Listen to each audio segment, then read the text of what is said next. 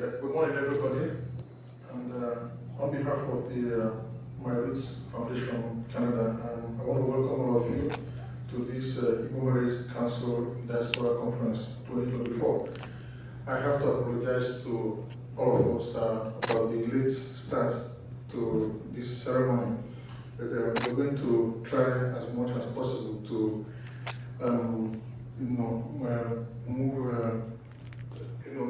shorten some aspects of the program so we'll be able to get around everything that we plan to do before our time expires. So without wasting much time, I want to first of all acknowledge the land on which we're standing here by reading out this citation. So My Roots Foundation, organizers of Igbo Marriage Council and Diaspora Conference, acknowledges that we are on the traditional territory of many nations, including the Mississaugas of the Credit, the Anishinaabe, the Chippewa, the Haudenosaunee, and the Wenda peoples, and is now home to many diverse First Nations, the Inuit, and Métis peoples. We also acknowledge that Toronto is covered by Treaty 13, signed with the Mississaugas of the Credit, and the Williams treaties signed with multiple Mississaugas and Chippewa bands. So, having done the land acknowledgement, I want to call on the Reverend gentleman among us, Dr. Emmanuel, Dr. Vincent Emmanuel, to please lead us in an opening prayer. So please, the microphone in front of every seat, all you need to do if you're going to talk is to press the rectangular button underneath it, so that will activate the microphone. So Dr. Emmanuel, please. Okay, yeah, okay. Wow. Shall we pray? In a moment, I want you to reflect on what God has done for you. Do you have a reason to be thankful?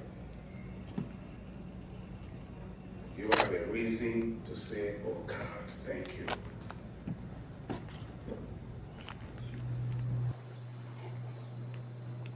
We know that God is great. He is the creator of the universe. And right early in his book, he actually instituted the institution of marriage. And I believe that we have reason to be thankful for that institution. So in your heart, begin to thank him and worship him.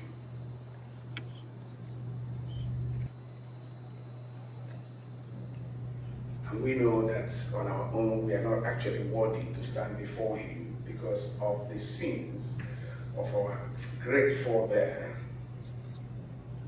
Nevertheless, if we cling unto the blood of Jesus Christ that washes away all sins, we can have the confidence that our sins are washed and we are made his sons and daughters.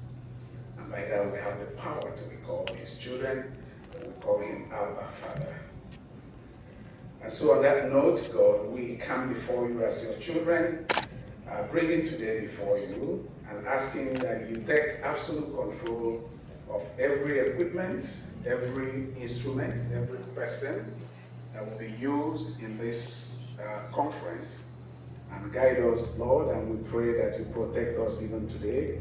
We know that there are many people who are on the way coming. We ask for your protection along the way, and we ask that no matter what we do today, somehow that you might find reason to bless us from it.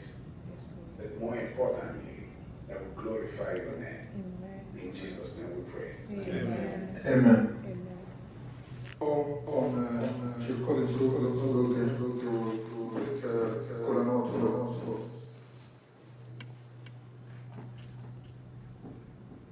Good morning, ladies and gentlemen.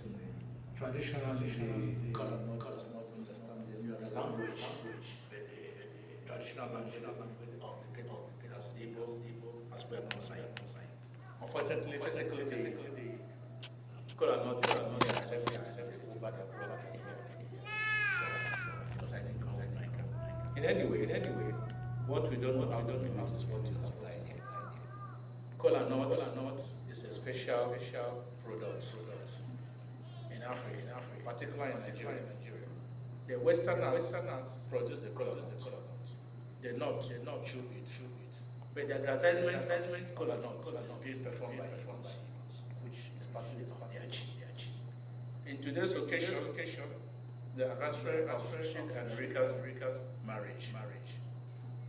Kola nut plays a very important part, and we use it to elevation, wishing them long life, success.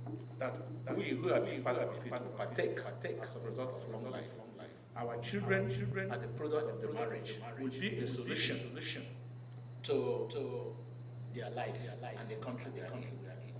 I turn back now to my local language, as I said initially. Chukwu okike abịa, asị onye wetere ọjị wetere ndụ. Ọjị eze n'aka. Ọwụghị nwoke kama ọ wee ishi. Eji esi mmadụ akpọcha aka, ya ndị okenye na-eri eri. Anyị na-agọzi alụmdi na nwanyị Erika na Jit. Si na ndụ mmiri azụ. Mmiri atala azụ nkwara. Anyị na nna ikwu na ibe gbakọrọ ije na-eme ncheta. Ihe ọma ga-ebute anyị aka. Ndụ ogologo ka anyị ga-adị. Ụmụaka anyị abara anyị otu anyị na-azụ anyị ga-azụ anyị. Anyị sị mgbe niile anyị ga-eme ihe a. Ma ndị ga-esi na Naịjirịa abịa ma ndị ga-esi mba ọbụla abịa. Na ụkwụ ha jiri bịa ka ha ga-eji ala. Anyị ga-eme ihe niile anyị ga-eme na ka Chukwu obi ama ma azụ anyị. Ise. Thank you, Chief Prof. Before we proceed, I just want to do a few acknowledgements. I want to acknowledge the presence in our midst of Chief Francis Agu, the Agu Trade. Thank you, sir, for coming. I also want to acknowledge the presence of Dr. Emmanuel. Thank you, sir, for coming. And also the president of NCA, Nigerian Canadian Association, Mrs. Margaret Mose. Thank you, Mark, for coming. And then also I want to acknowledge the president of Sarah. Sarah is the president of BCC's Black, I can't remember exactly the full, sorry? Black Community Consultative Committee. Yeah, Black Community Consultative Committee. So thank you, Sarah, for gracing us with your presence here today. And then also, for those I don't really know their names, I know Francis. Thank you for coming. And sir, sorry, I don't know your name. Steve. Okay, thank you for coming. And every other person here, I don't know most of you, but please, we are grateful for your presence in this. Okay, Mrs. Anyway, sorry, Chief Chris Makobi. Yeah, I have already recognized myself. Okay, okay, and the wife Jane and the kids as well. So thank you all, everybody, for gracing us with your presence here today. And then anyway, my humble self. My name is Emeka, and I'll be anchoring the program here. So the next item on our agenda is the welcome speech by Dr. Iwuanyanwu on Nabui. So please, Chidi, I think you can come over here. And thank you everybody for gracing this occasion and honoring our invitation. My name is Chidi Cadet Iwuanyanwu Nabui Nozalankanu. The essence of having this conference is simply to be able to spend some time to dwell on the concept of the Igbo marriage institution. It's born out of a desire by I and my beautiful wife, Dr. Erika Iwuanyanwu, who is busy getting ready for other events that we have for this week. It's born out of a desire that we have to be able to sell to the world what we have experienced in our marriage.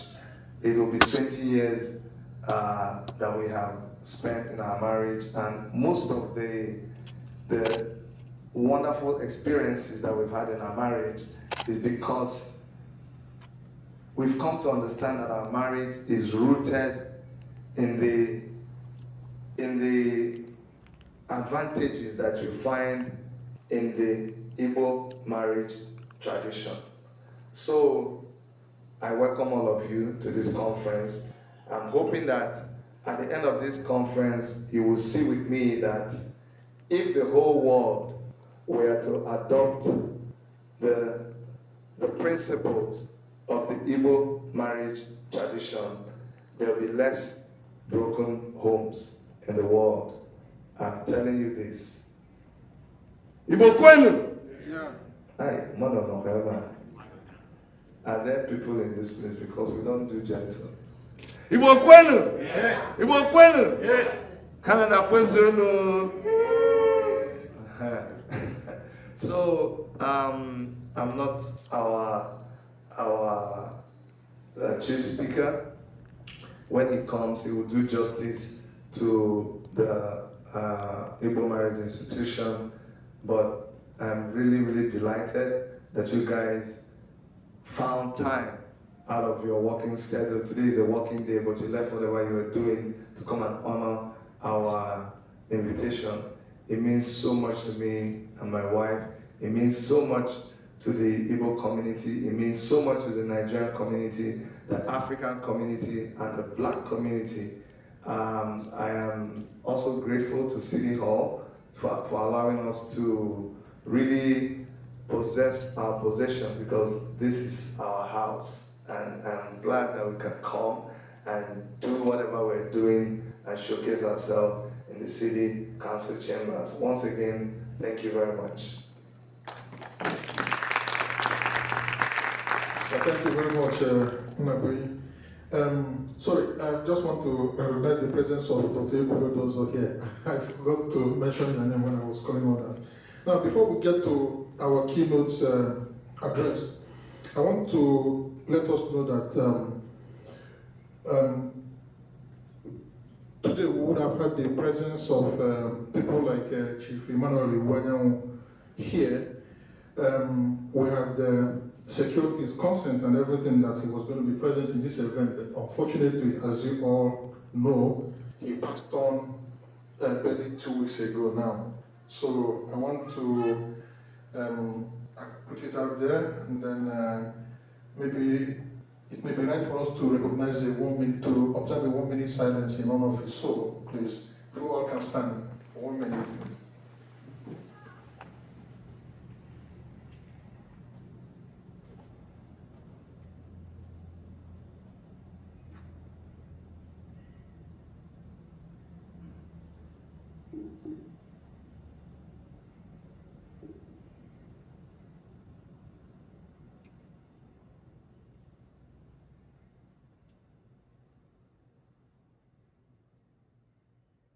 May his soul rest in peace. Certain things came up and they were not able to make it. So, without much ado, I want to call on Chief Chris Nnabuyi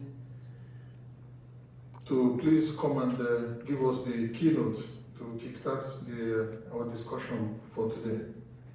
Thank you.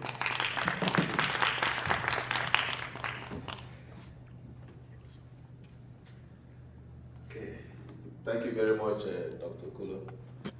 Well, by way of introduction, my name is Chief Chris Nnabuyi of Mbole Zunaka, Owele Ndigb na Toronto.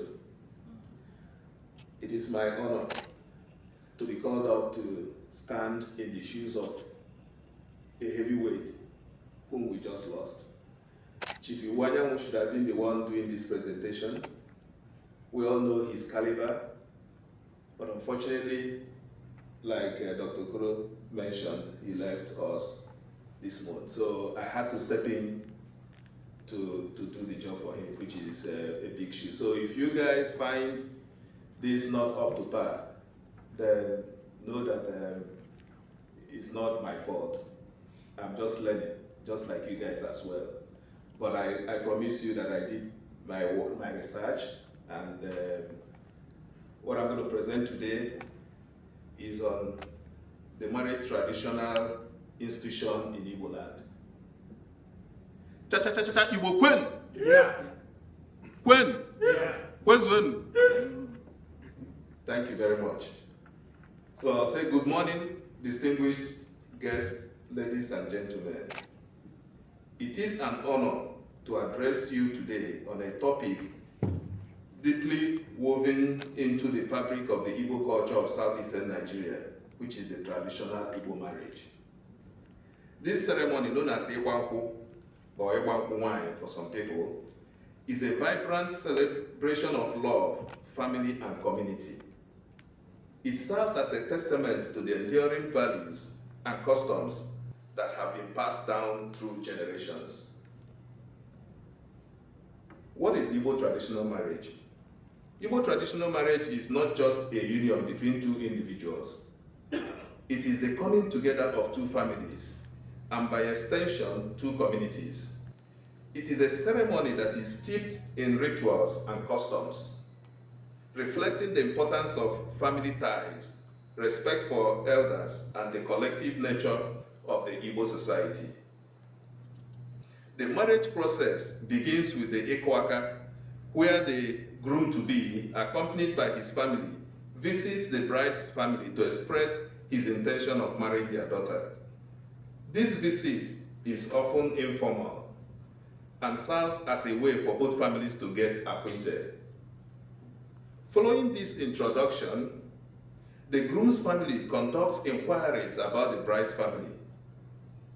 This is to ensure that there are no impediments to the union, such as existing family feuds or undesirable traits. The same goes with the bride's family. But this action, which I call an espionage, is more intense with the groom's family. Usually the family of the man are the ones that are really concerned about the lady they are about to get married to. The next step after this involves negotiation and agreement on the bride price, known as imego. The groom's family receives a list of items requested by a bride's family, which traditionally includes money, food items, clothing, and drinks. The size and makeup of these items differ from state to state, but majorly they are the same. There are some states that they will give you a list and you run back to your house and say, well, let me have everything. But basically, it's the same principle. The agreed items and bride price are presented during a formal ceremony. This event is characterized by cultural performances, music, and dance while celebrating the union. The highlight of the traditional marriage is the Iwuanyanwu, or the wine carrying ceremony. Adorned in traditional attire, the bride searches for her groom among the guests, carrying a cup of palm wine. Part of the fun is that each man in the crowd will be beckoning on her to give him the drink, but she will ignore them until she finds her husband. Upon finding him, she kneels and offers him the wine, signifying her acceptance and respect. So basically, it's the lady that kneels down to signify respect, and not what happens these days where the man has to kneel down and put a ring. That's not our culture. The ceremony culminates in a grand ceremony with feasting, music, and dance, symbolizing the joy and unity of both families. Then what is the importance of this traditional marriage? What's the value? The Igbo traditional marriage ceremony is vital to preserving and transmitting cultural heritage. It reinforces the customs, language, and values of the Igbo people. This ceremony strengthens the family bonds and fosters community cohesion. It brings together extended families and friends, reinforcing social ties. The rituals involved emphasize respect for elders, the significance of family consent, and the honor associated with marriage. This process underscores the seriousness of marriage, highlighting the responsibilities and commitment required of both parties. So you know what you're going into, not you go in today and tomorrow you leave. What are the challenges we face with Igbo traditional marriage? Well, the first, which is obvious, is the cost. The bride price and associated expenses can be financially burdensome. Depending on which part of Igbo land the bride is from, it could be very expensive and discouraging. The lengthy and intricate process can be time-consuming and stressful. It requires patience from the groom, bride, and their families. It's not something that is done in a day. It takes time. And also, there are differences in family expectations and negotiations, which can lead to conflicts. There are instances where family differences have led to aborting the marriage. What is the role of the extended family in all this? Because in Igbo land, we respect the extended family system. So in Igbo culture, the extended family plays a significant role in the life of the newly married couple. The expectations and obligations between the newly married couple and their extended family are deeply rooted in the values of support, unity, and mutual respect. The extended family is expected to provide moral and sometimes financial support to the newlyweds. This includes advice on marital issues, assistance in setting up their new home, and general guidance on family life.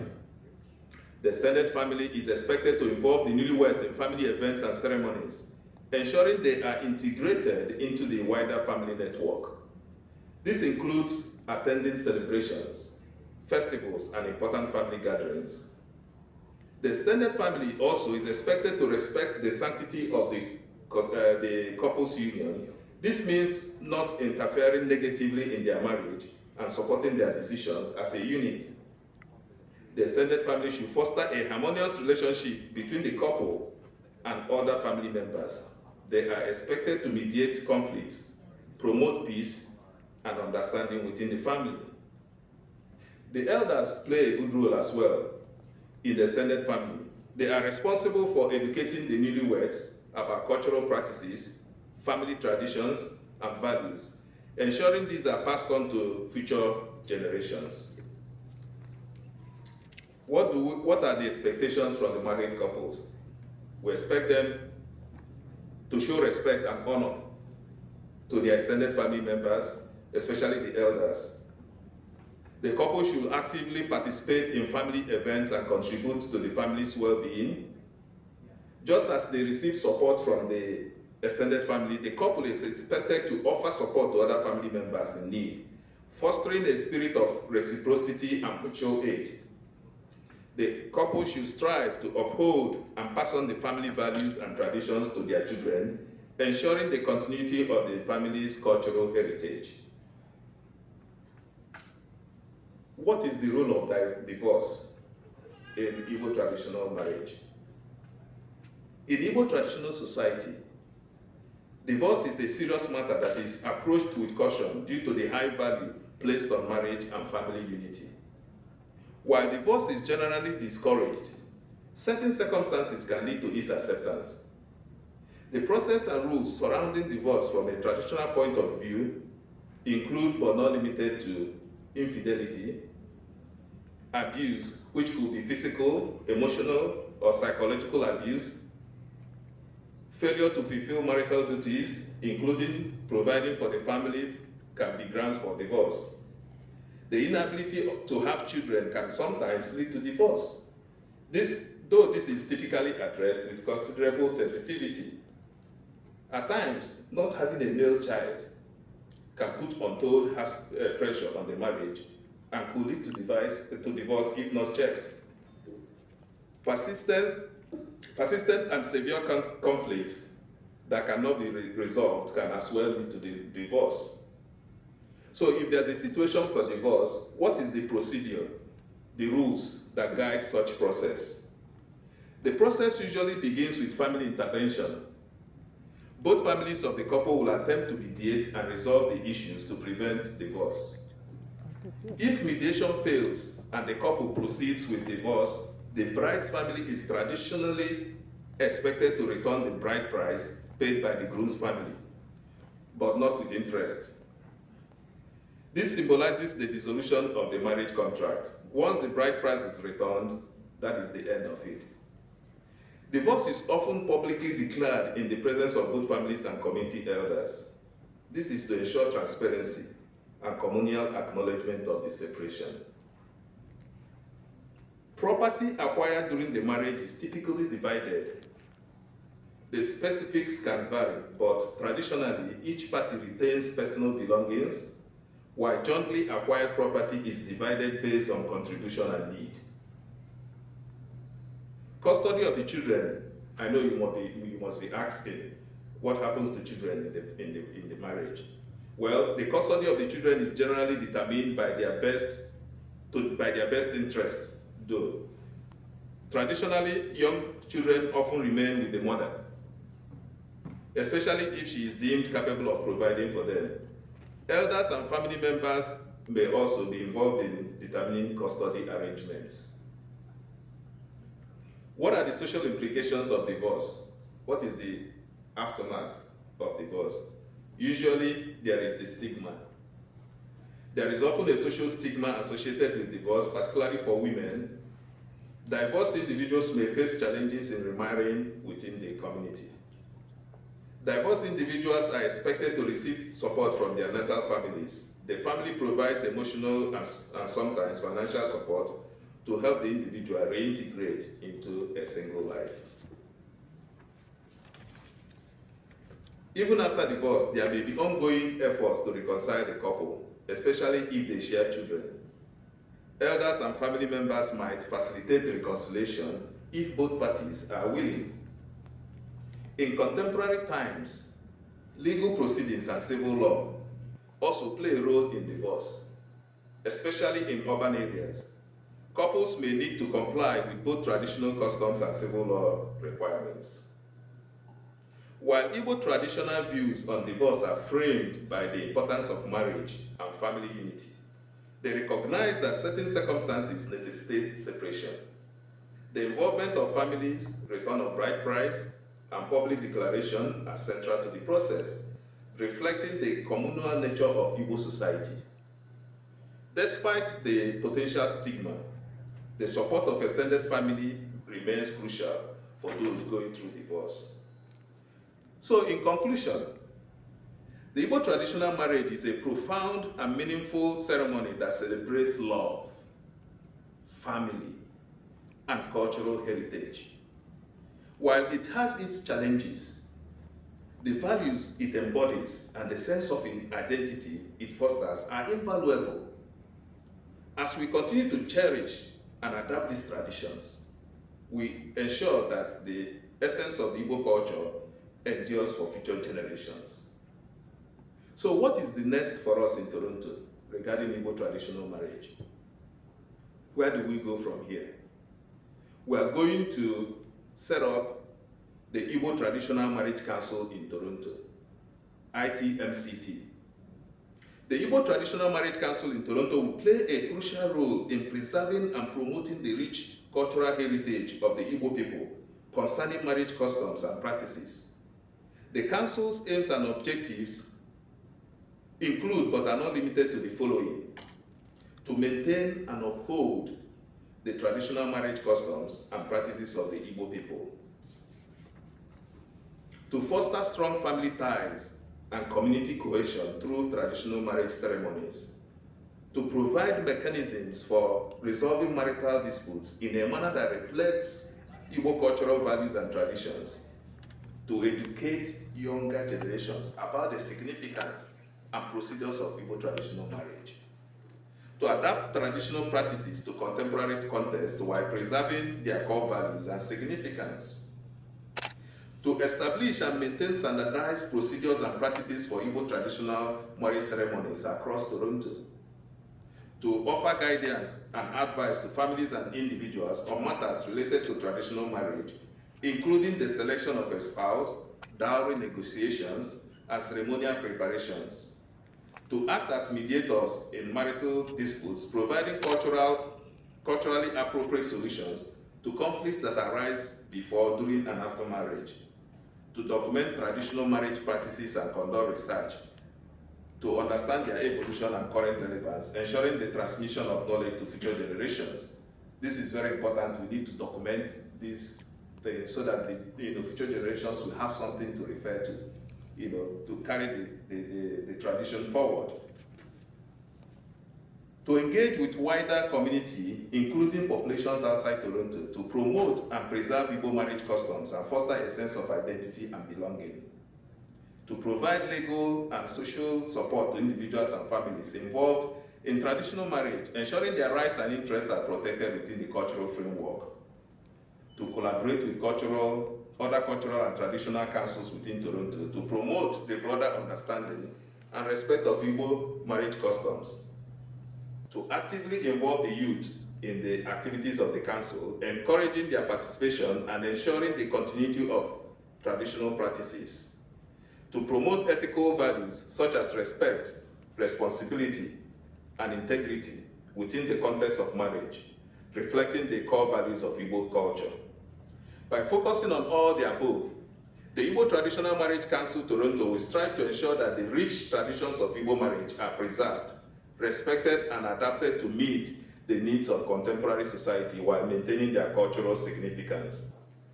Thank you very much for listening. I hope it was not too long, but hopefully we would have gotten one or two things related to this topic. So thank you.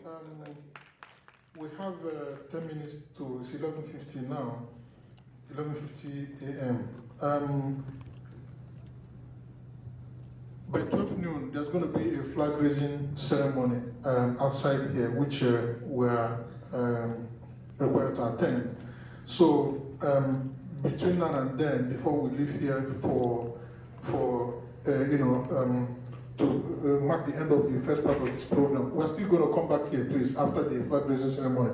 But I want to call on Sarah to come and talk to us within the time we have now before we start going outside for the flag raising ceremony. So Sarah, please.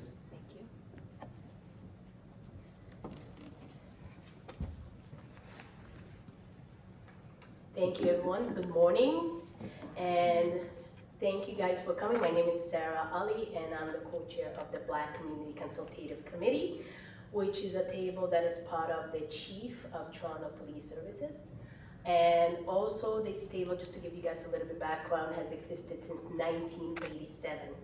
We also have a great flag ceremony that's gonna take place, as mentioned, so I'm not gonna take too long of a time, but I just wanna give a thanks to Dr. Chitty and his wife Erica for inviting the Black Community Consultative. There's a few members that just went outside, Jason, Angela, obviously Joanne, and many, many more. So just to give you guys background of Chitty, who is part of the Black Community Consultative Committee, he represents not only the Nigerian community or the Igbo community, but also the West African. So the table consists of both East African, West African, South, North, the whole continent, including the Afro-Caribbean, Black Canadians, and the African descendants, which is diaspora. For people who don't know, there's about 200 million of us who live outside of the continent, and many of them reside in Canada in the city of Toronto. This is a crucial epidemic for you guys to get involved outside of the diaspora. As the saying goes in the Black BCC,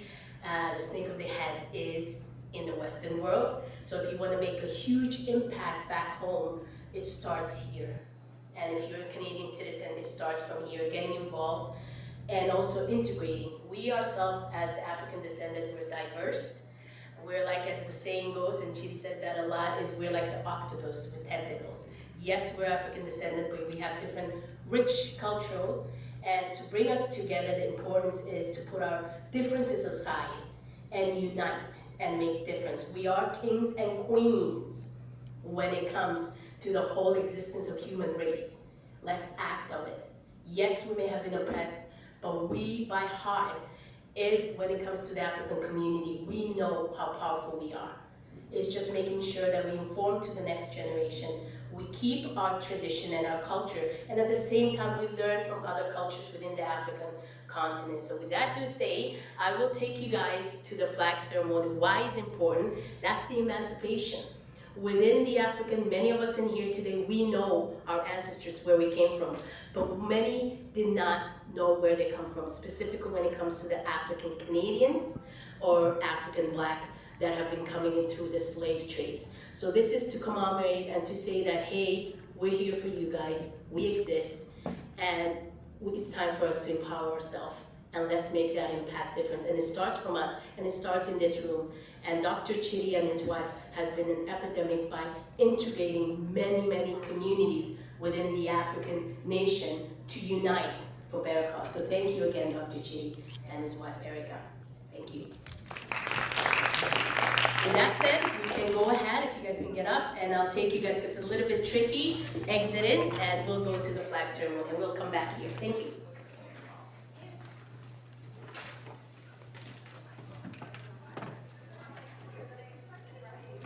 We can go down. We can go down. Yes, please feel free to go down. I'm sorry, Judy. Are you guys going to go back? Yeah, we're gonna come back. What time?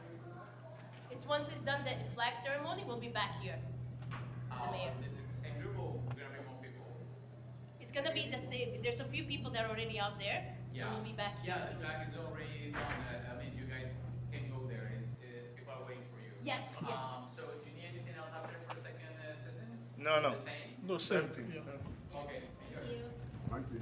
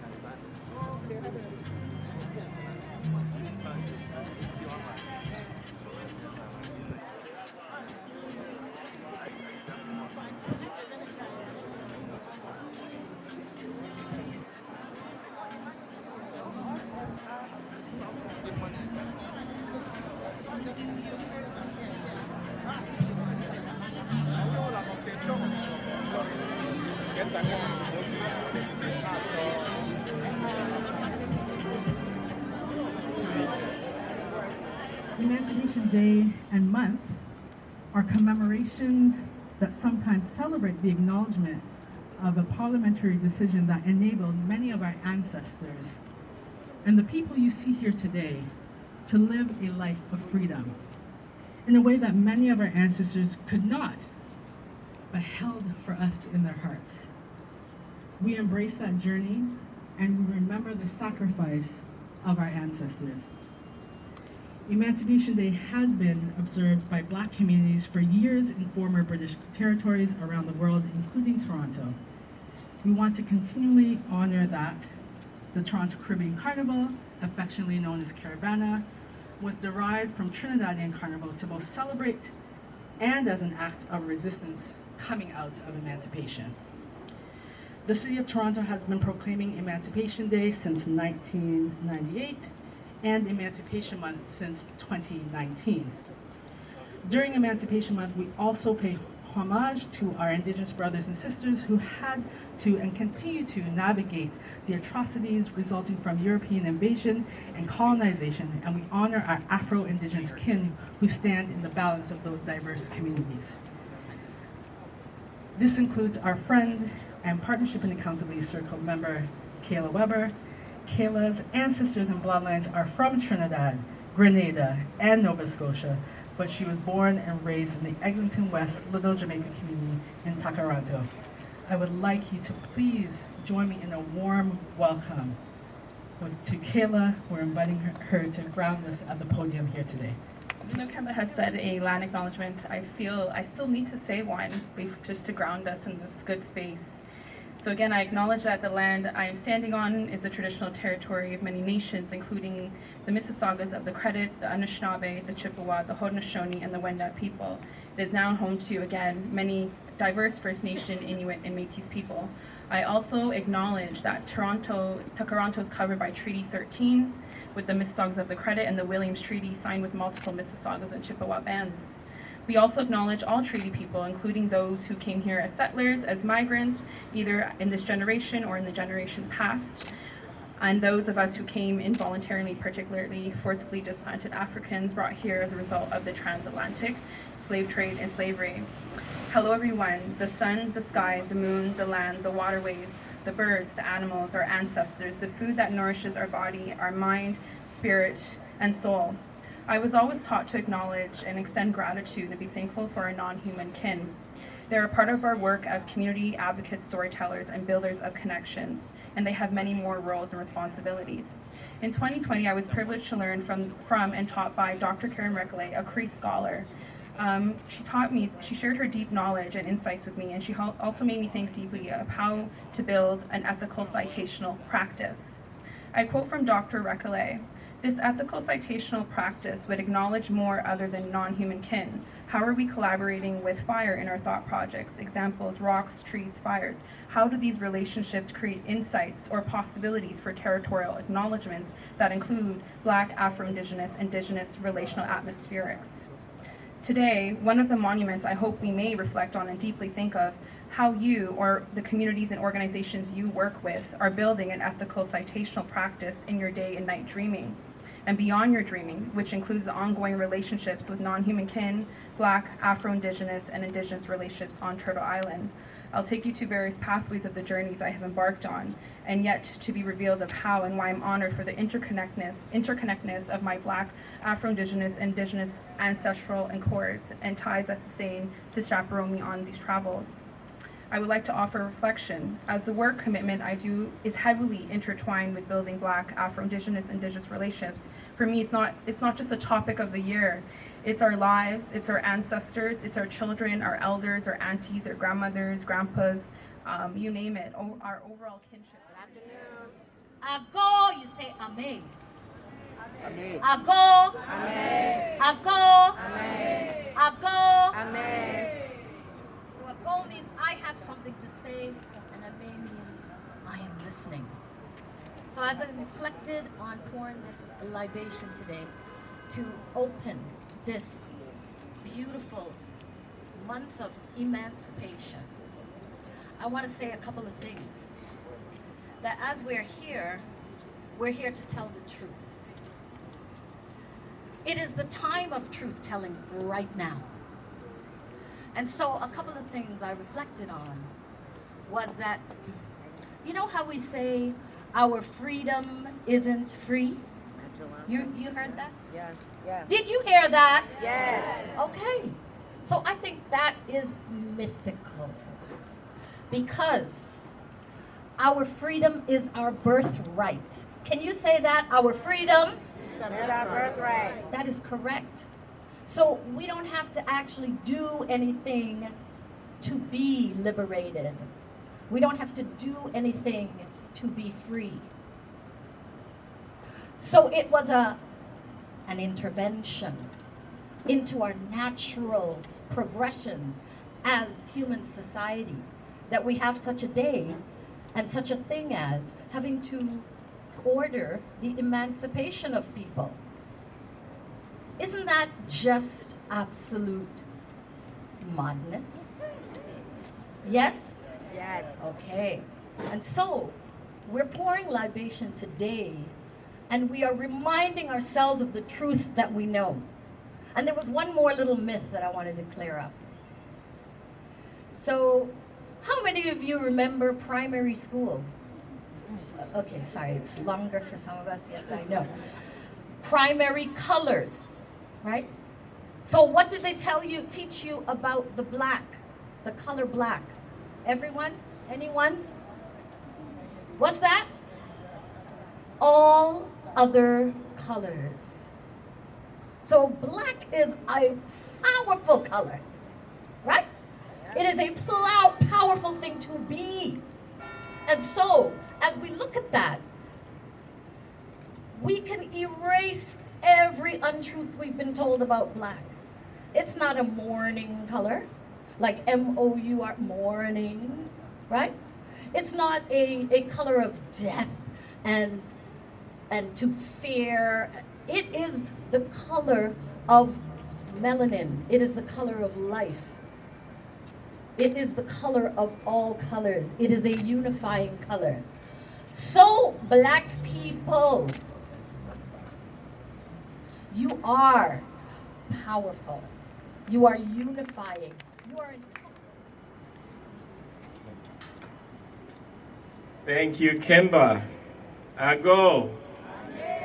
Ago.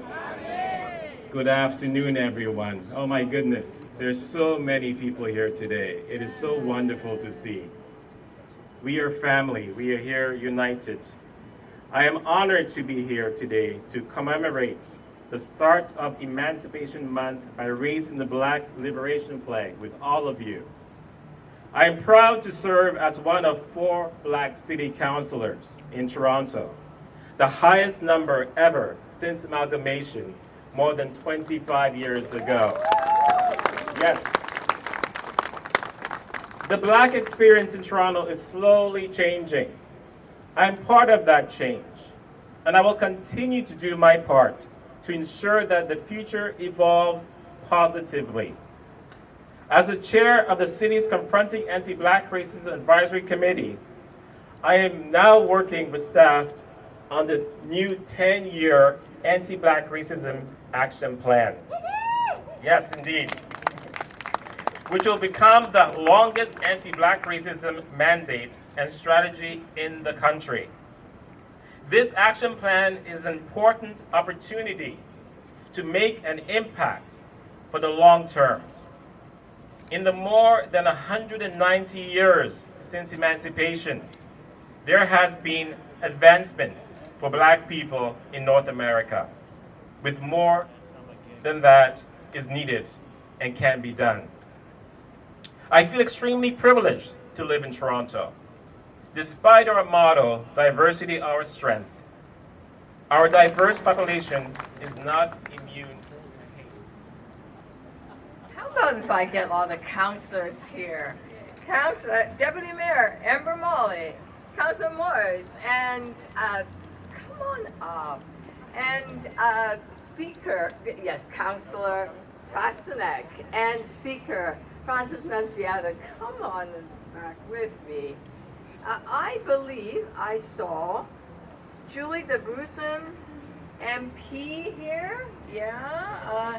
Joe Andrew is here, the MPP. Yeah, okay. I think I saw Bonnie Crombie here. Yeah. And MP Ali Al-Sasi. I saw him last night. Is he here today? And who else? Anybody else? I always don't want to miss people.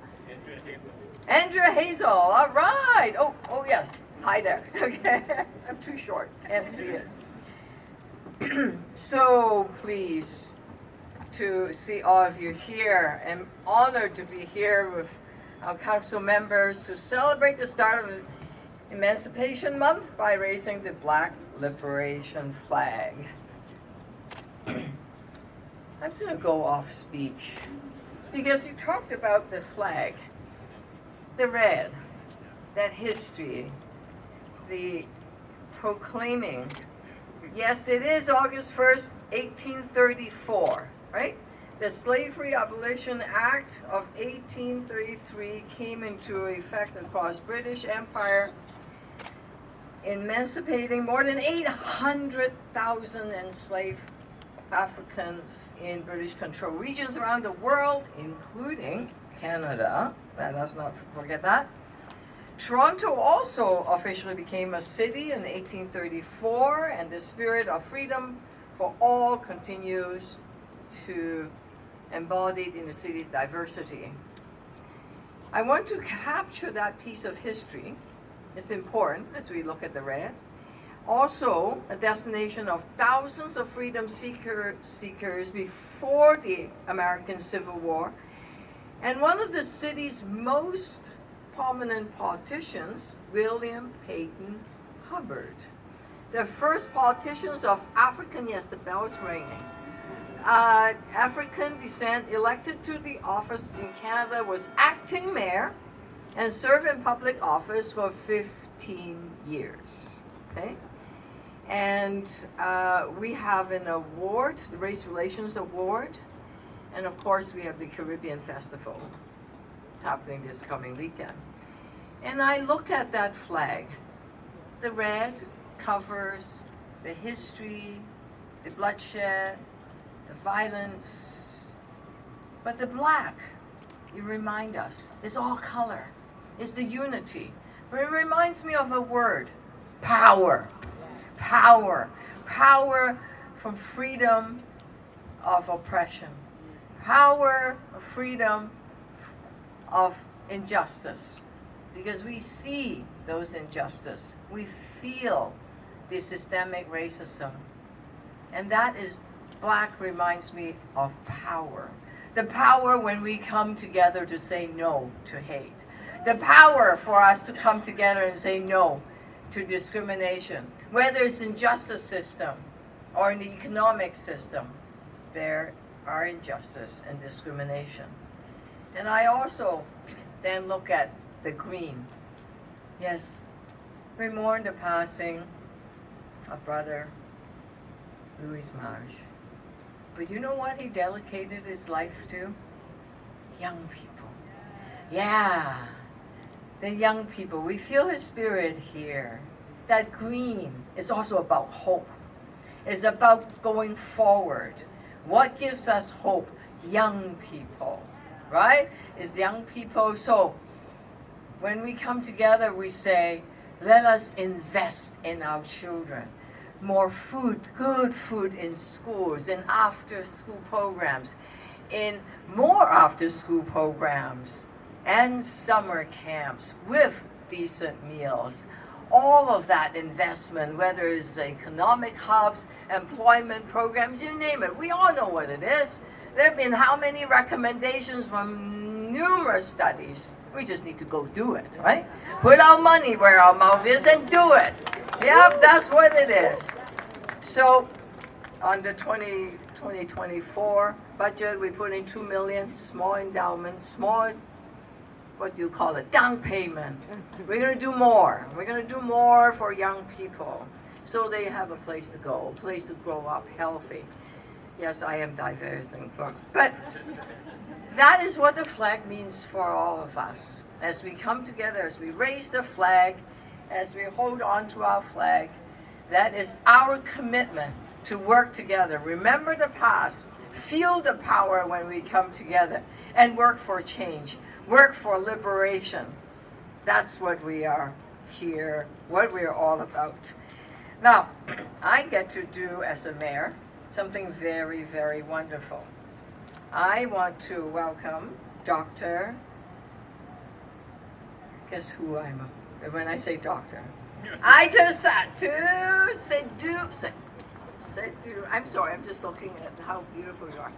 Who has been a cornerstone of the Black cultural community through her work as the Blackhurst Culture Center, which we have a new building, right?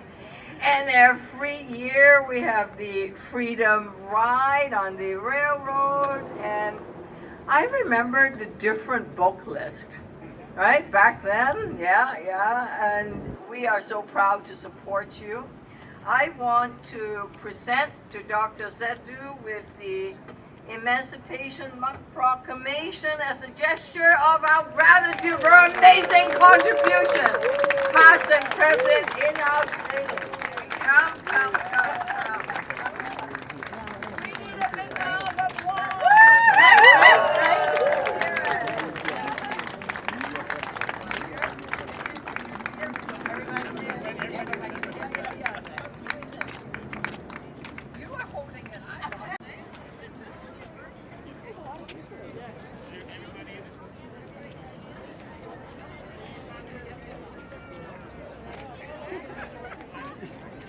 Hey.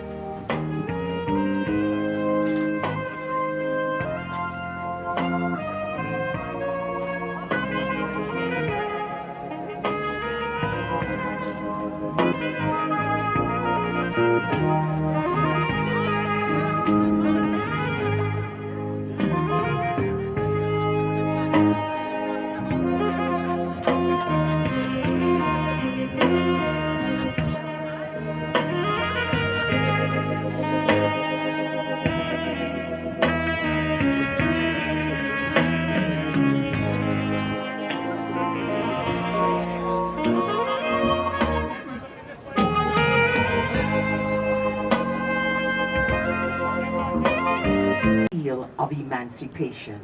And the other thing that we will always do, and it is included in the words of the Barbados national anthem, we will always, always, always, always, always write our names on history's page with expectations great. Thank you so much for this wonderful plaque and proclamation. I will put it in the Black Earth Cultural Center. Enough respect, everybody. Keep on keeping on and keep on feeling the taste, the smell, and the touch of emancipation. Can we say Ashe again? Ashe. I want to recognize that we have members of the Ghanaian royalty here, so we honor you. Thank you for joining us today. And we have leaders. Okay, welcome back everybody. I think we're reasonably complete. Only very few people left to come in. So we're going to get into the panel discussion, and I'm going to call 5 people to constitute a panel. And essentially what we're going to do is to discuss the keynote address presented to us, and if there are any other issues or any other things that anybody want to bring up that will add value to what we're discussing here, which is Igbo marriage in the tradition in Canada, I mean in the diaspora. So one of the things, like personally for me, I want us to see if there's any way we can fashion out ways of stemming the tide of killings and divorces and things that arise. Although it's not very common in Canada here, it's more common in the US. Like when people travel home to marry, either the man goes home to bring a wife over, or the woman goes over to bring a man or a husband over. And before you know it, things fall apart, and a lot of times leads to tragedies, which I'm sure we have, a lot of us have seen in videos. So I'm going to call on the people, 5 people, to please come, and they're going to sit by my right here in these chairs by my right. So the first person I will call is Reverend Emmanuel. Reverend Emmanuel, sir, please. Can you come up here? And then followed by Dr. Mrs. Ekuyodozo, please. Yeah, and then we have Chief Ogoke, Chief Collins Ogoke, and Chief Chris Wakudu, Nami, please, and then Dr. Iwuanyanwu, Mabui. So please, if you guys can sit, in these chairs by my right. Oh, yeah. Okay, so I hope we still remember most of the things that Chief Wakudu presented. Most of the things he highlighted in his keynote address. So if there's does anybody have any question, any clarifications, or any inputs in whatever form? We can entertain those now. Or if any member of the panel has anything they want to say, please, you can go ahead. Ejiofor, okay, go ahead. Good afternoon, all. I just want to point one particular issue regarding our traditional marriage rights in Igbo land and where it concerns divorce. Like the chairman of the panelists have enumerated, there are 3 principal things in Igbo land that a woman will do and the husband will send her packing. In actual fact, in Igbo land, we don't use the word divorce. Because in Igbo land and Igbo culture, a man do not go wrong. Because our tradition permits us to marry more than one wife. So when you talk of cheating, we have no language in Igbo land that's cheating. So when you talk of divorce, divorce is prominently when you talk of a man and a woman, when you marry one wife. So predominantly, 3 reasons why you should send your wife packing in Igbo land is 1, that's the word, infidelity. 2, if she,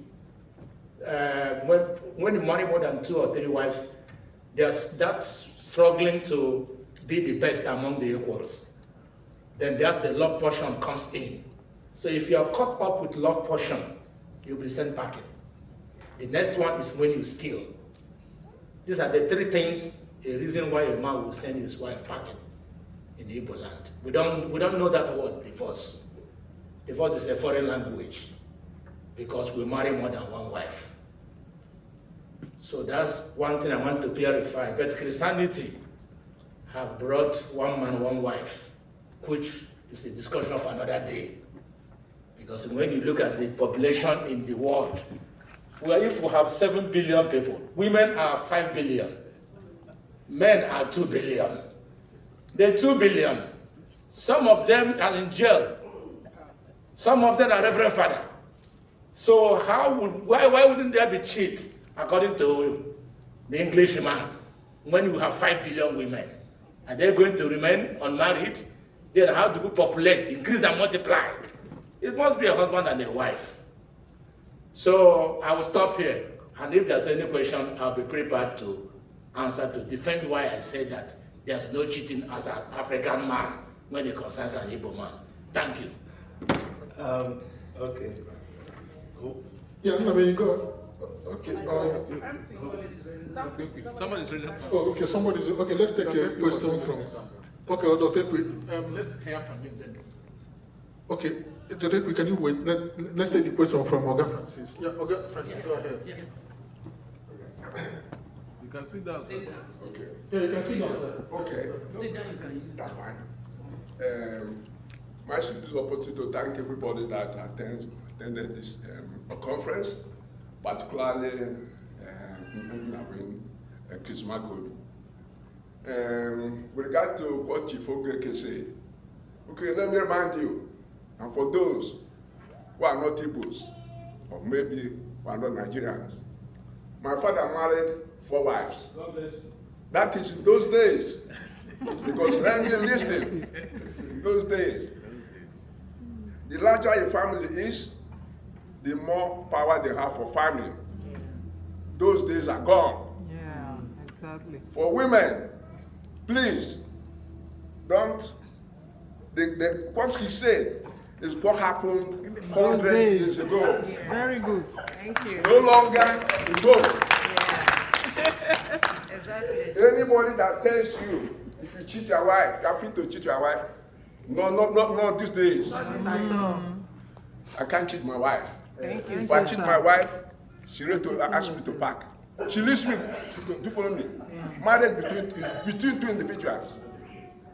So, Chief Ogeke, I contend that. Because what you are saying is what happened in olden days. Yes. Okay? Thank you, guys.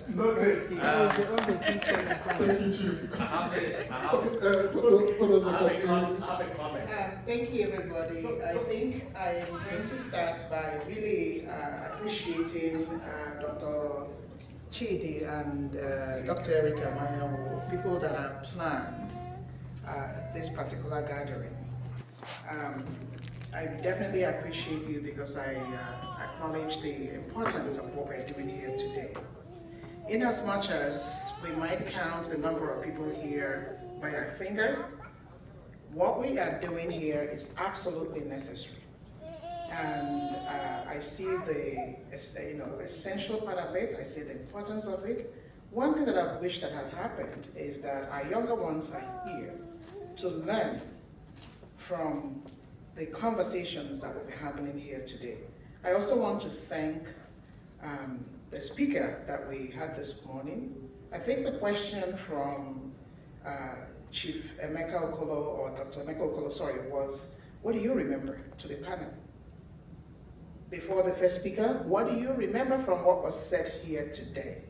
And I'm going to start by saying, years ago,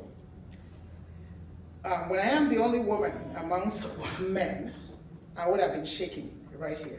But I want to put this in context to say that I've been married for 36 years.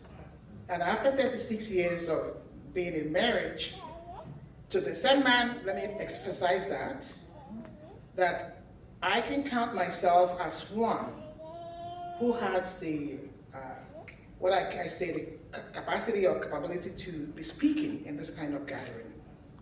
So, I want to begin with what I remember from what was said by the keynote speaker.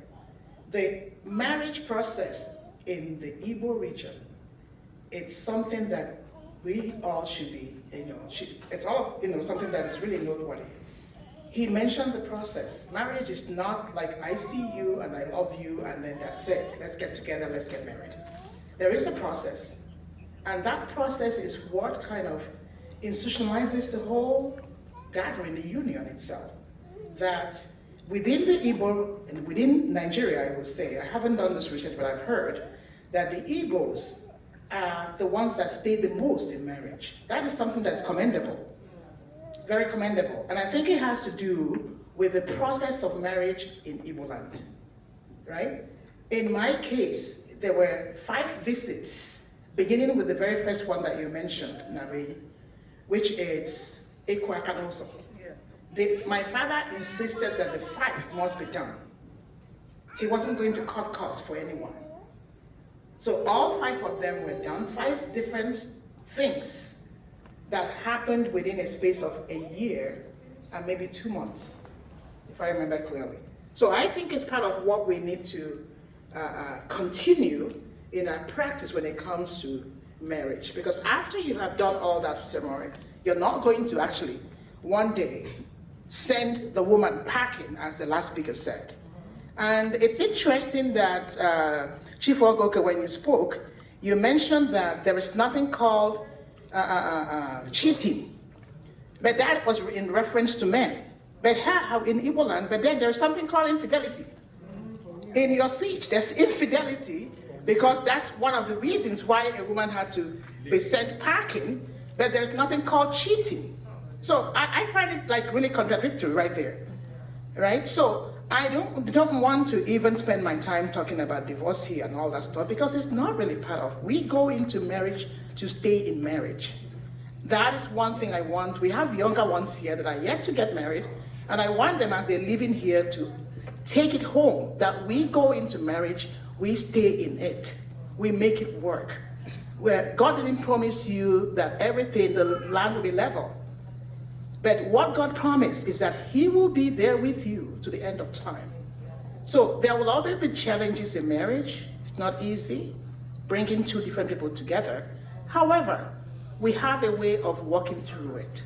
And that is one thing I appreciate about Igbo marriage. Thank you very much. Thank you. Thank you. Steve. Okay, yeah, Steve, go ahead, please. Yeah, I want to appreciate everyone here, especially the Chief Presenter Namen.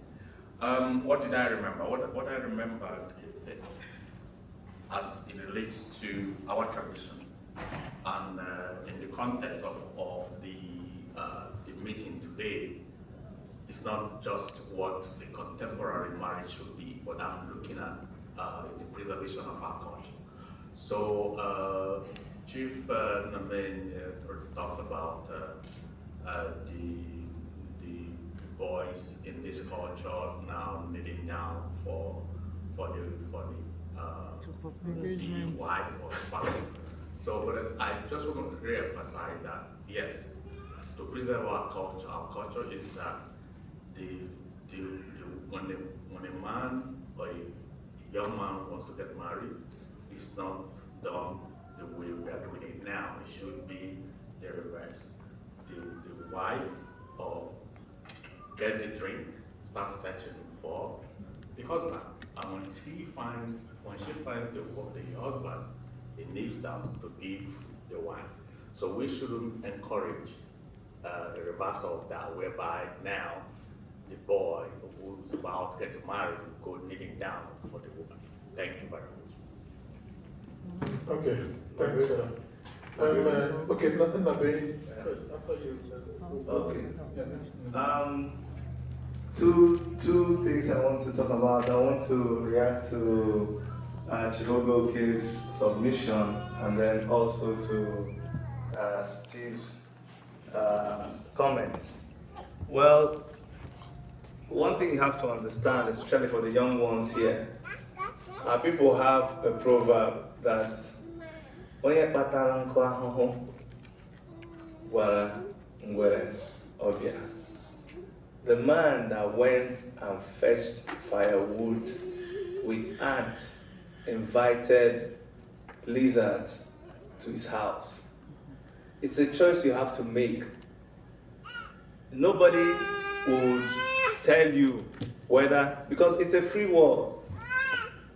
And as Chief Francis Agu told us, some of the things I think Chief Ogoke was talking about applied so many years ago.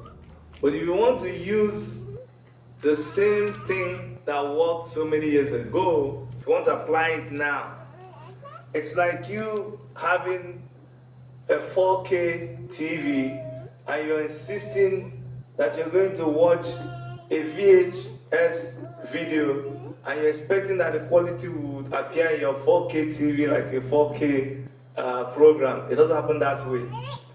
So I wouldn't want to say I'm discouraging you from doing what Chief said, because it's a free world. You can marry 10 wives, you can marry 20 wives. But from my own experience, from a lot of experiences, I would subscribe to the one man, one wife. And also, I would not agree that there is nothing like cheating. There is cheating, there is infidelity, there are vices in a marriage. The less you have in your marriage, the longer it will last. It is a proven fact. But if you don't desire peace in your marriage, you can decide to experiment. You see, the thing about experiment is that when there's action, there's reaction. Then coming to my brother Steve and Chief Namenyi's position about a man kneeling down to propose to a girl. As much as I want us to be custodians of our culture, I think we are not applying it very correctly. During the time of courtship, as you would see even in our natural environment, birds will go into plumage and they will adorn colorful feathers. They have to woo the woman.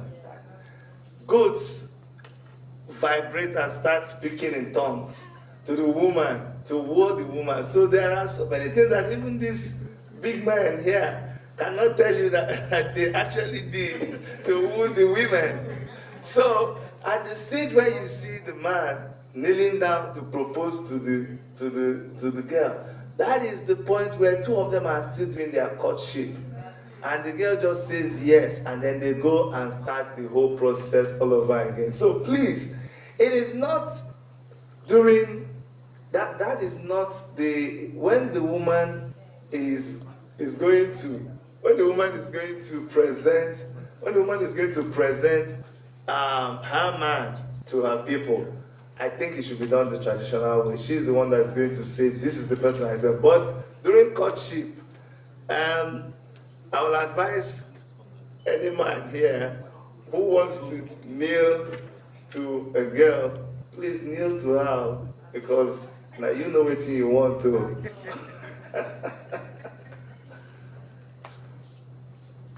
Okay, thank you, Nabi. You can turn off your mic now. Okay. Now, I think you, Prof, you raised your hand. Was it you? First? Yeah, let her, after her, then. Answered it. Yeah, I was going to say exactly what he said about the kneeling down thing. That was what I was going to clarify. Exactly what he said was what I was going to say. Okay. That kneeling is during proposal, which takes place maybe just with the couple, the people and their few friends. But okay, that's one. Okay, the kneeling down aspect is not something that is done with the community around. That's the man proposing to the girl. It's something that is private. But the other one, the giving of the palm wine, you know, or the drink that the bride gives to the husband is done openly during the marriage ceremony itself. And the lady has to kneel down, which I did during my time. You have to look for your husband, you know, amongst maybe his friend. He will hide somewhere.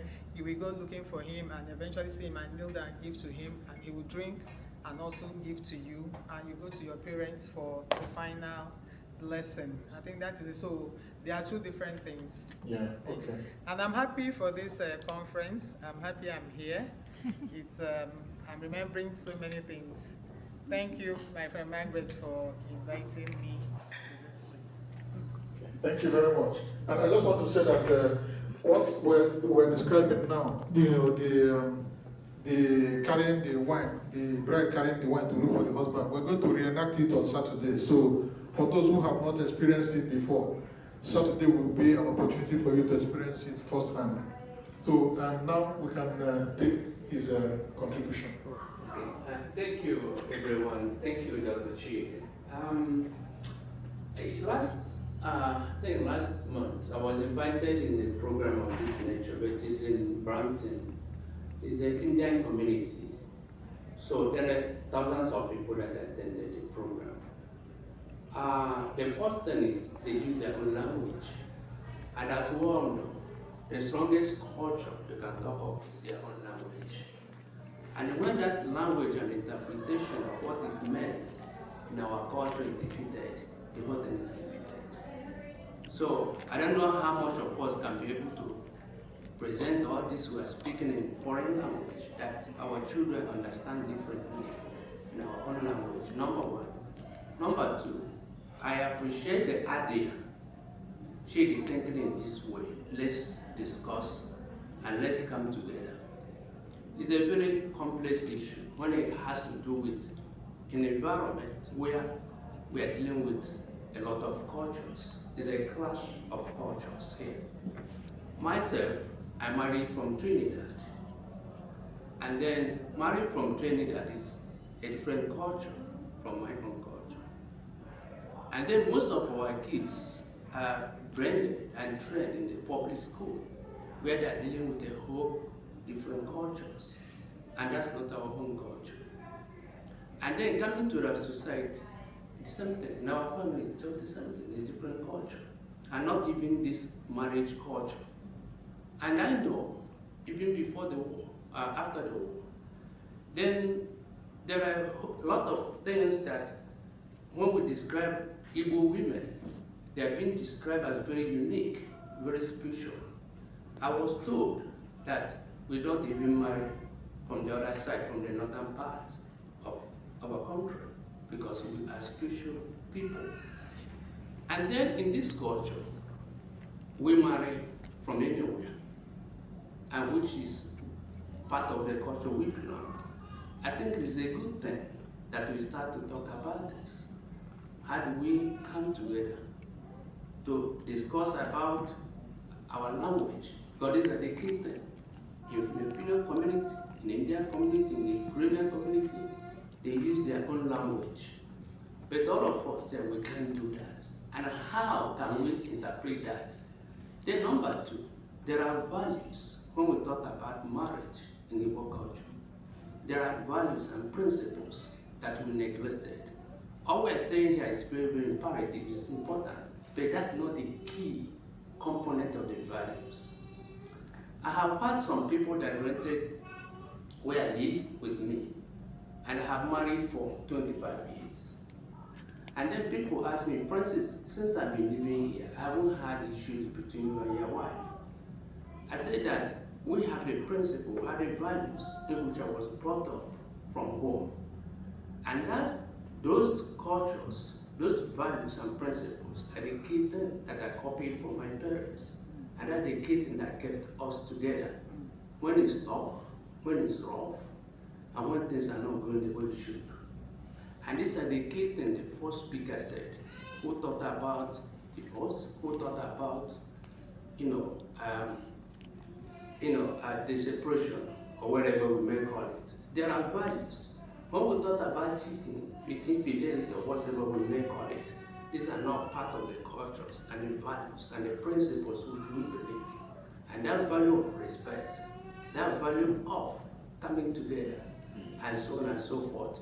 So, again, I want to thank Dr. who initiated this. Let's begin the conversation. It's a process in a complex society. It's a process in a land where there are cultures and so on and so forth. So, down the line, where we can come together and discuss in Igbo language, where we understand all this we're saying in English language, what exactly it meant when we speak our language, which I believe is the strongest culture we can talk of. Thank you, guys. Yeah, thank you, Francis. Thank you very much for your input. So, Margaret wants to. After you, then, Okay, go ahead, please. Okay, good afternoon, everybody. For the purpose of the recording, my name is Margaret Wosu, the NCA president.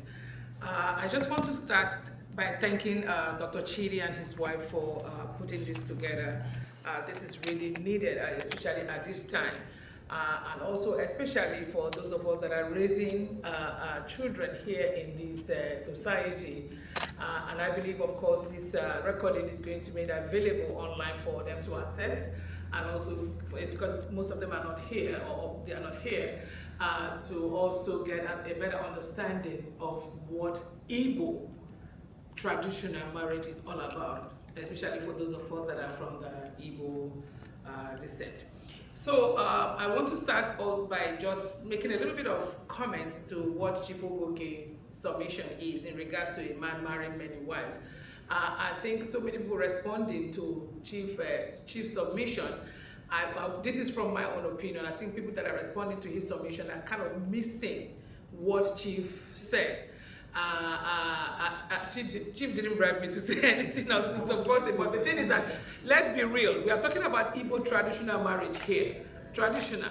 So, and we know that till tomorrow, in Igbo land and even in Nigeria in general, that when a man can actually decide to marry more than one wife, and it's not something that the community or the kindred or the leaders of that community we go against. The only thing is he financially capable of marrying more than one wife?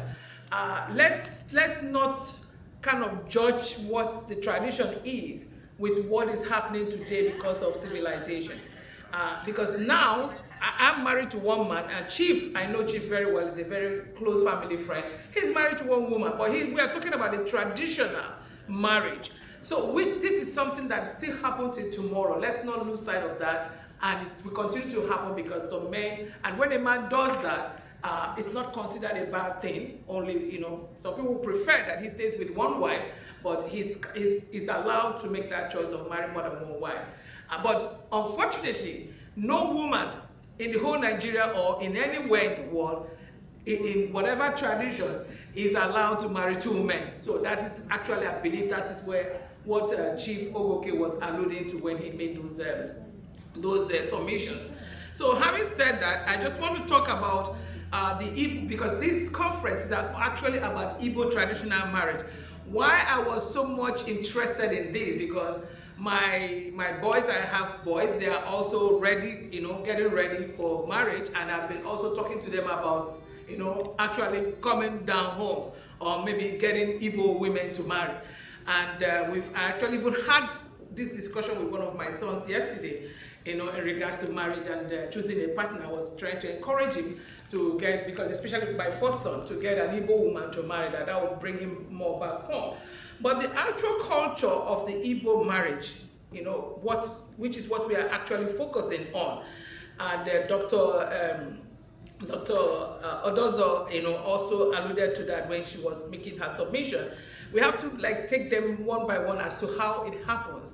And I'm sure most of us women that are Igbo, that are married here, went through, like my friend mentioned, that went through these processes, which is the knocking on the door.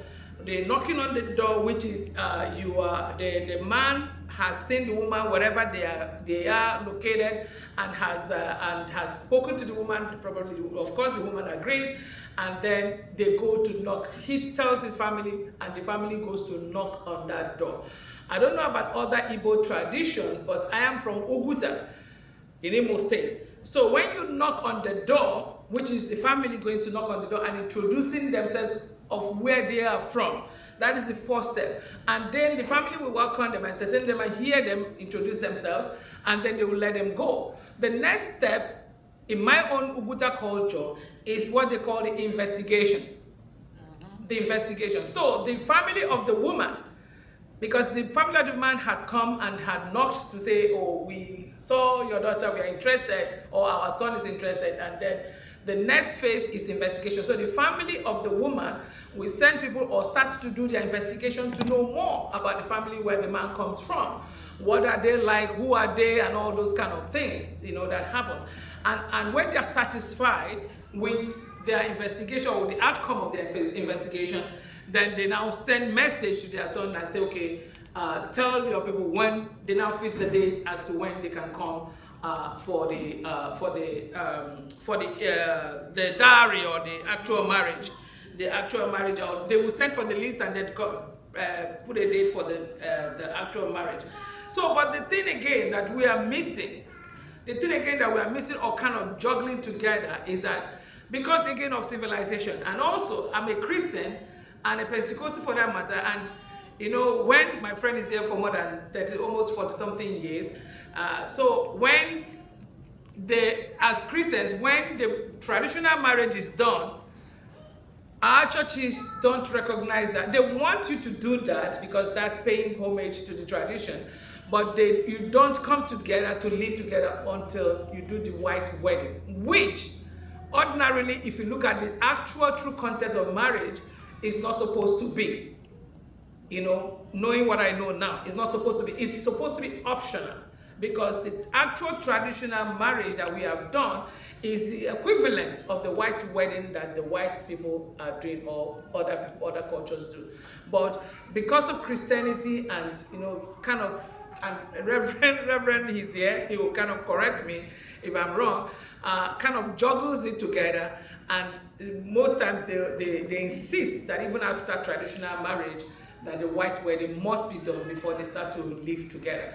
But I believe that it should be optional, and the traditional marriage should be the main. And because we talked about how rooted and how solidifying the traditional marriage keeps the couple and also bonds the two families together. I'll stop for now. Thank you. Thank you, Madam Margaret. Thank you. So, go ahead now, please. Okay, thank you, everyone. Basically, before I make my submission, I'd like to say that Chief Collins, I think why everybody is pushing back is because they can see probably you're trying to marry more than one wife. I know you have one now, but we don't trust you at this point. Anyway, I'm just kidding.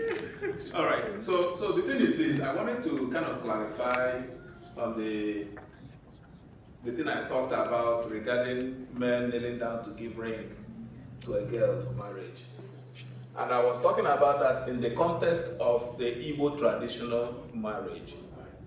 We have all agreed with me that there are steps we follow to get married. Let's just mention the first two steps, which is Ekwaka and Ijuese. So you are kneeling down to give a girl a ring in Canada. Ekugaka, Ijugese. What if after giving her the ring and the sajuro comes out negative? What do? So the point is that once the younger ones give that ring, it's sealed. Whatever you're trying to do over there, you have to panelpit it to fit into what they have already consummated here by giving out the ring.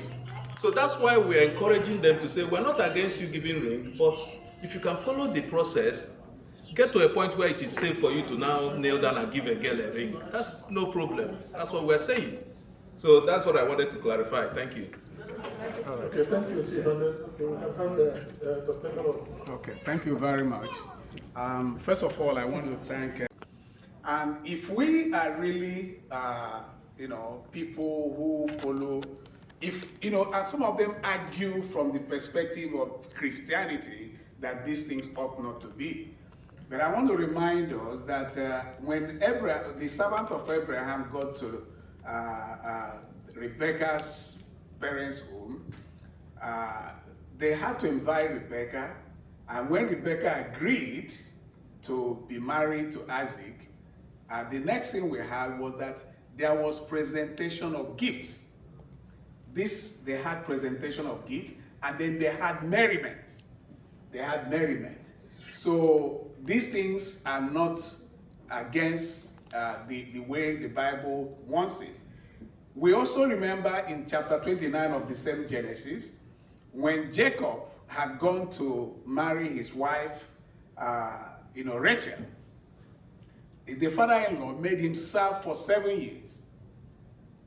Although a number of things happened, he eventually got a lot of wealth from there. But then before he leaves, the father-in-law made him also to surrender some of his own wealth for the purposes of getting married. The third model of marriage that I want to talk about in the Bible, it now shows us an example of what we might call the modern wedding. And that was in John chapter 2, the one that Jesus himself attended. We are told that this was a wedding and merriment, and that wine was served and all of those things. In fact, at a point when the wine finished, Jesus had to perform his first miracle. All I'm trying to say is sometimes people are myopic when they see one thing and think that it contradicts every other thing. Sometimes it's because of lack of knowledge.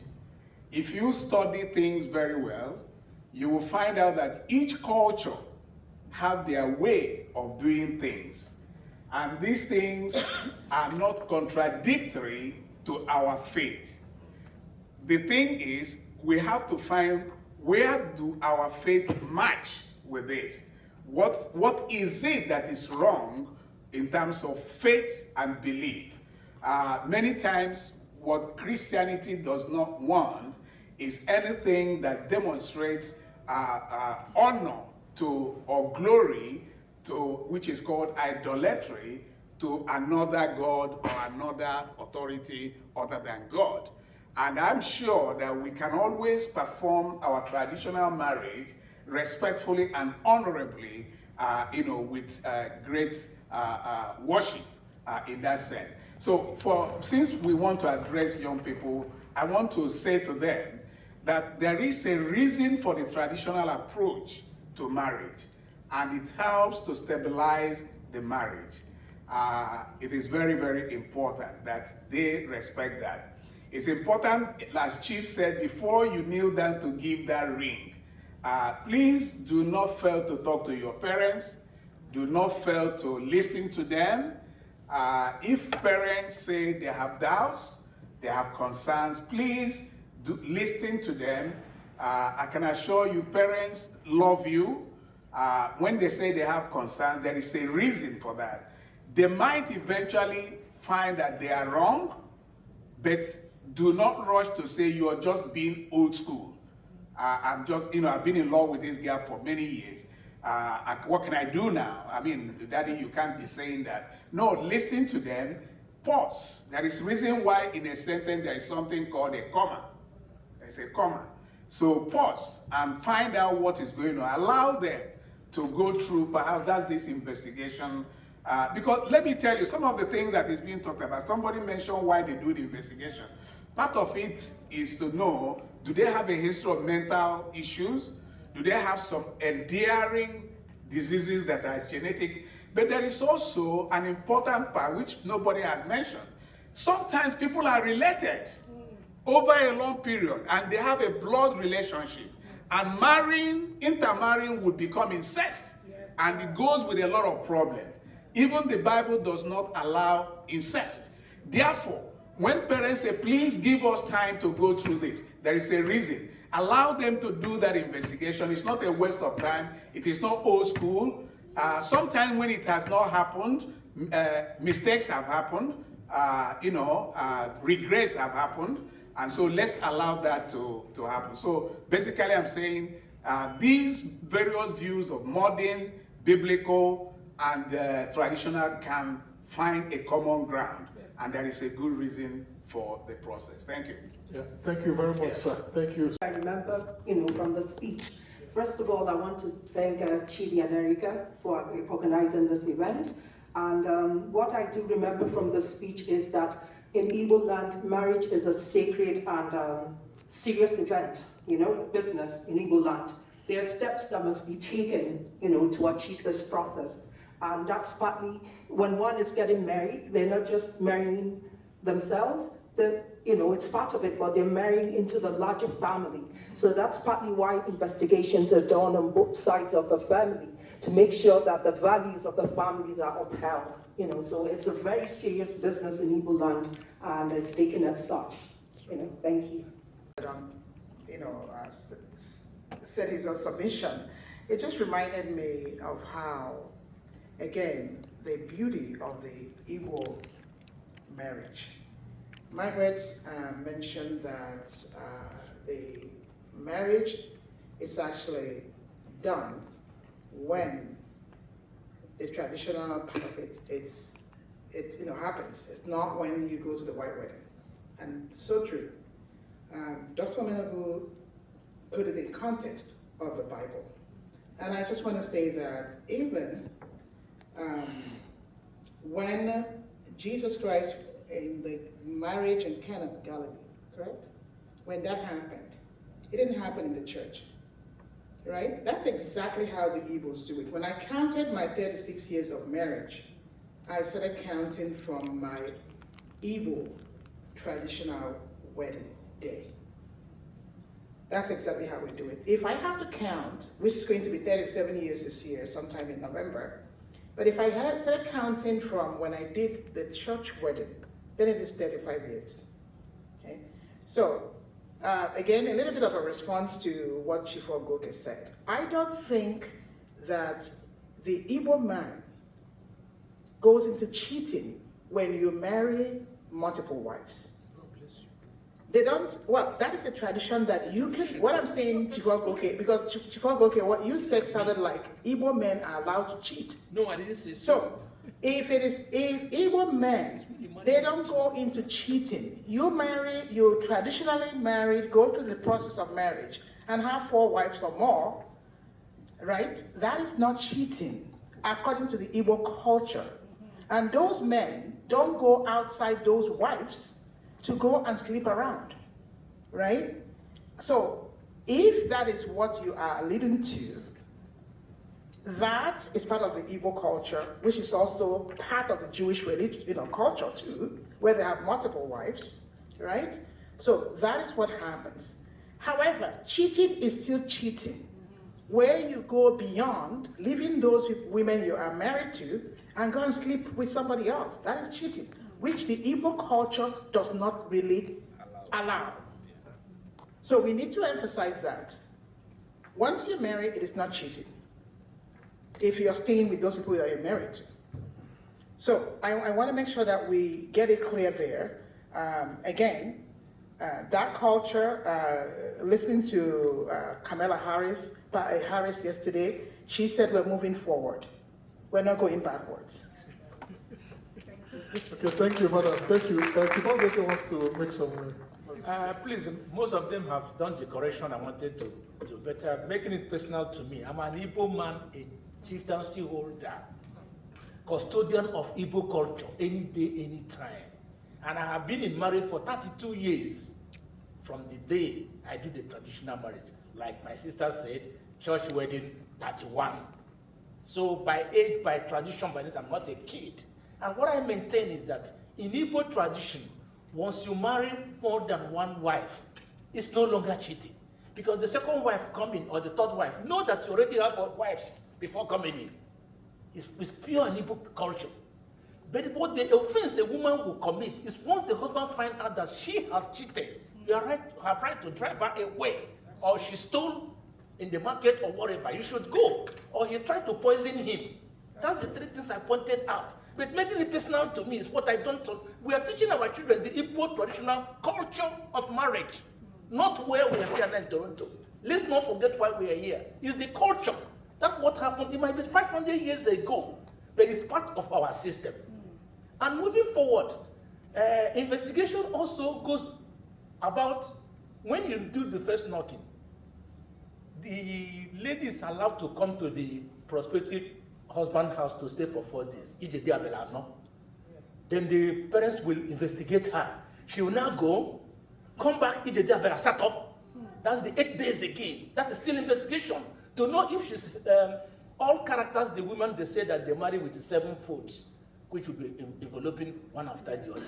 It's after the 8 days, they will not be sure, yes, we can marry this girl. You don't just jump in because you've knocked on the door, they open. No. That lady must come to live with the parents of the prospective husband. First 4 days, next one 8 days. After that, it's now confirmed, after all the investigation. Thank you, please. I never tell anybody to go and start cheating. I did not say that. But like Ejiofor have said, I'm entitled to marry, in fact, up to 10. You can't get 10, just take 5. Make you reach others now. Let me comment on something. Sorry, Dr. Emmanuel, before you, I just wanted to let the young ones here know that what Chief Ogeke was talking about now, as in the prospective bride visiting the in-laws, the prospective in-laws. During those times, the young man is never allowed to stay with that woman. He's never allowed to stay with that woman. The interaction has to be strictly between the parents and the woman will even be sleeping with the prospective mother-in-law, not with the prospective husband. So I just wanted to point that out. Please, I wanted to, there is something that I want to talk about. Sometimes, because young people are involved here, sometimes they run away with some idea. Chief Ogeke, this is not an attack, but he's just emphasizing something. When he said that, you know, there are 3 reasons why there could be a divorce. And he talked about the things that the woman would do. I want to also remind us that even in our tradition, there are things that men would do, and the woman is allowed to go home. When you have a man that oppresses his wife, either emotionally or physically. In fact, if you operate your wife physically, the co-wives can gather and beat you up. Or the Omuadas can gather and beat you up. So men are not allowed to be irresponsible. If you don't take care of your wife and you're present, there is, you know, this is allowed to go home. It's called, you know, and the parents can come back and say, Eba Logim. In other words, this marriage will no longer hold, and they can dissolve the marriage on that account. So I want to say this so that young men will also know that they have a responsibility when they marry. It's not just women. Young men need to take care of their wives, respect and honor their wives when they marry them. It is allowed and it is part of our Igbo tradition. Thank you. Thank you, sir. Okay, thank you very much, Chifobuke. Again, like every other person, we're not attacking you, but we're attacking some of the notions that was being communicated by your submission. But I'm actually interested in what Dr. Okuyodozo talked about. No, it was actually Pastor Francis that talked about the fact that it's good we started this discussion, but we should not forget that we're doing this in a complex society. In fact, that's actually one of those things that inspired us to do this, because even like the president of NCA, Margaret, said, it's funny that she actually confirmed what we were thinking by confessing that just yesterday she was, nudging the children that, why don't you look for a woman from the Igbo extraction? That's right. Okay, but what we fail to understand is that this is our reality here. Our kids went to kindergarten here. They went to primary school here. They interacted with people who are not from our community, who are not from our culture, who are not even black people. And these are the stages in life where they form very strong bonds. I watch my daughter, I watch my son now. They are going for sleepovers. They are getting into very serious bonds with their friends, the kind that I did when I was growing up. And up to today, the greatest bonds I've formed with friends are the ones I formed in primary and secondary school. Those are the people that are still my bosom friends, because those were the ones that in boarding school, when there was no water, they are doctors, they are lawyers, they are millionaires here. But whenever you remember that all of us were naked outside sharing a cup of water from a bucket, you know that these are your real buddies, right? It's almost like a cult. So when it is maturity time, when it is time to get married, guess the people that these young ones are going to turn to. It will be those ones that they form those bonds that you can't break. So that is our reality. So even as we're discussing Igbo tradition, we have to discuss Igbo tradition in the context of what is happening here, where we're in a community where we have African brothers and sisters, we have our Caribbean brothers and sisters, we have a wider black audience who just identify as Canadians, right? So, and that's why this council is important.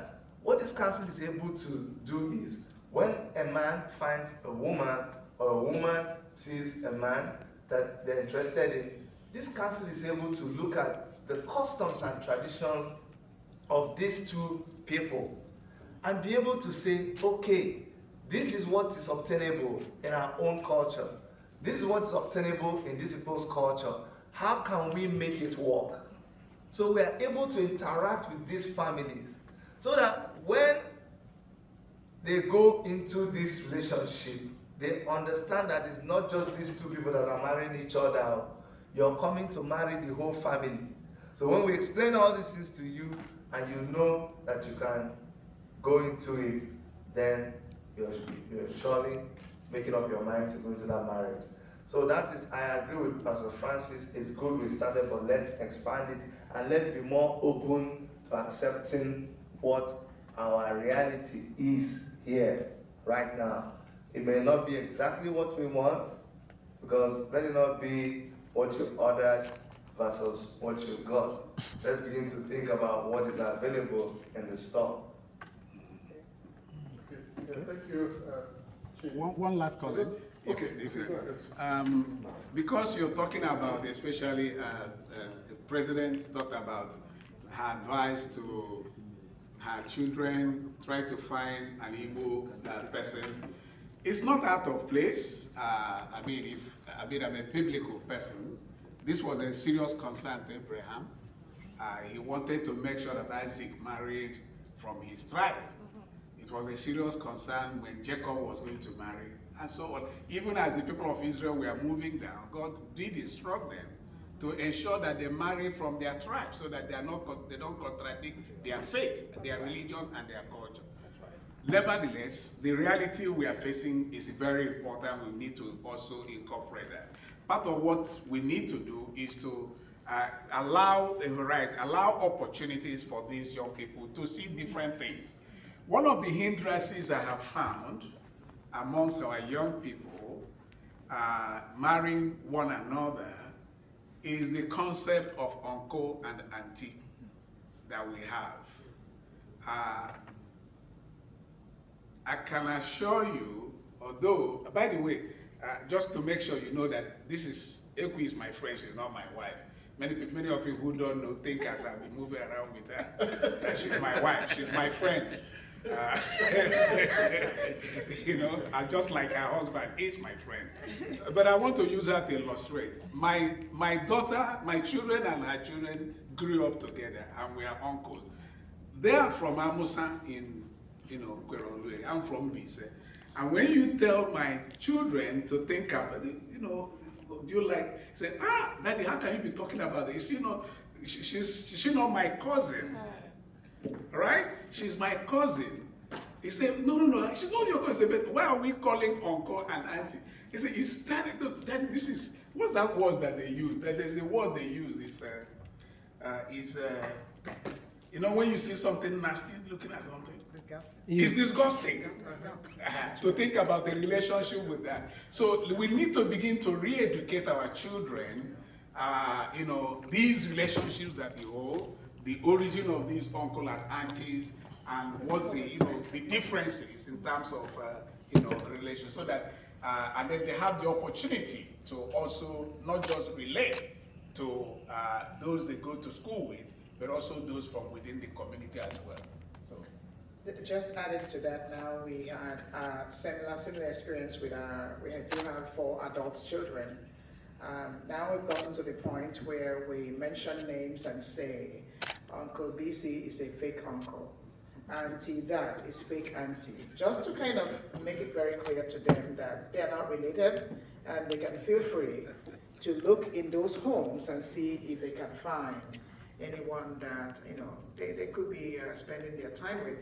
So again, it's from very similar experience where we've had all these friends from the same community at home that the kids have spent time with their own children growing up, and when it came to the time they're looking for to get into these unions, we're encouraging them to look at those families and see if they can find someone that they can partner with. And the kids are saying the same thing. Oh, how can I do that? This is disgusting. How can you be, Mommy, why would you say I should be talking to Auntie, this person's daughter? That can happen because that's my uncle, that's my auntie. And how can I talk to the children? That's disgusting. So again, it's something that we share with our younger friends and say, don't do the same thing that we did, just to allow the kids to know what the reality is, and when that time comes, they'll be able to find someone within our own community. Okay, thank you, Dr. Dozo. Yes, I just wanted to add a little bit to that auntie and uncle way of relating to parents' friends. This almost put me in trouble, actually. I had a student, some couple of years ago, I had a student that was doing her placement with me in my office. And then, younger Nigerians, when they see somebody older, it's a sign of respect to call auntie or uncle. And then this lady was always calling me, come to me, Auntie Margaret and Auntie Margaret. So everybody knows her in the office, calling me Auntie Margaret, Auntie Margaret. And then I was on vacation that one time, and then she did something and left the organization, and they were looking for her. and they couldn't find her because she actually relocated and changed her number. So they reached out to me while I was on vacation to say, oh, we're looking for your niece. And I'm like, you're looking for my niece? First of all, I don't have a niece. I have nephews, but I don't have any niece. They say, no. They call her name, the girl, your niece that is doing her placement in our office. I said, okay, I don't have a niece. And then it took me time to explain, because I'm working in a setting where, I mean, maybe just me and her were the only Nigerians there. And so I had to educate them and provide that information that auntie or uncle is a sign of respect for an older person. So that first of all, even though we are from Nigeria together, but we are not even from the same area in Nigeria, we don't even speak the same language, and I don't even know her. So her calling me Auntie Margaret is just a sign of respect because I'm older to her. It took them time, to investigate, and then came back to say, oh, it's true. Oh, I said, then this is our Nigerian culture. So I said that story to say that, what my sister, Dr. Odoza, and the Reverend has said is true. We have to start, especially the kids that we are raising here, because the same mentality that they are thinking that the people that they are calling aunties and uncles are related to their parents is the same way the other people that we mix with, in general in this country, think the same way that they are related to us. So we have to start disabusing their mind from believing or thinking that when they call somebody, when we say this person is Auntie Uzo, is just calling her auntie is a sign of respect. That doesn't mean that, we are related. So we have to start also bringing this awareness to our kids as they are growing and as we are, raising them here, to understand the difference, between when you call somebody an auntie or an uncle as a sign of respect, to when you actually have an auntie or an uncle. Thank you. Okay, thank you very much, Margaret. I think we have come to the end of our discussion today. It's almost 2 p.m. now, and I understand that our lunch is somewhere around. So, in concluding, I would let me first of all thank everybody for your inputs, our panelists and the members of the audience for all your contributions. Going forward, we're going to come out with a kind of communique, that will be communicated to everybody. We'll make sure we get it to everybody on the highlights of our discussion today. And then maybe we'll try and fashion the way forward, how to get the wider community involved and make sure that the purpose of this discussion is actualized. So I'm going to pass a piece of paper here for everybody to write their name so that we can, send the communique to you, personally. And then before we leave here, I think it would be nice if we can all come, gather here and take a picture, take a group photograph of everybody that has attended this event right here. So Chidi has stepped out now to go and get the lunch, the food in. So maybe let's just give him some time. While we write our names, we'll wait for him to come back. Okay, thank you.